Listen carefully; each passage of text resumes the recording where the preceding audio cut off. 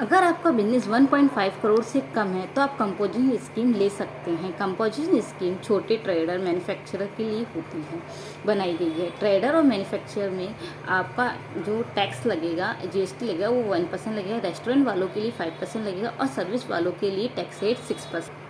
फ़ायदा ये है कि हर महीने की झंझट खत्म। क्वार्टरली रिटर्न साल में 4 बार रिटर्न जाता है और दूसरा है कि आपको साल में 1 बार एनुअल रिटर्न फाइल करना होता है। लेकिन रुको, 3 शर्तें याद रखो। पहली शर्त है आप दूसरे स्टेट में माल नहीं भेज सकते। जैसे लाइक आप राजस्थान से अगर हरियाणा में माल सेल करना चाहते हैं तो नहीं कर सकते। आपको राजस्थान में ही माल सेल करना होगा।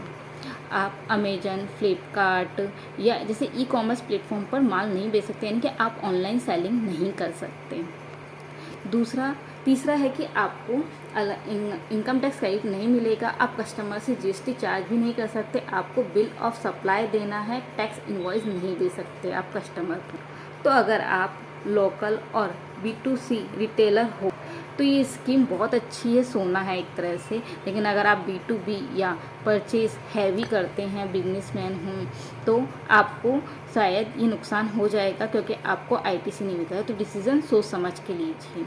ये जानकारी काम की लगे तो फॉलो करें, ताकि ऐसा ही टैक्स ज्ञान सिंपल भाषा में आपको मिलता रहे।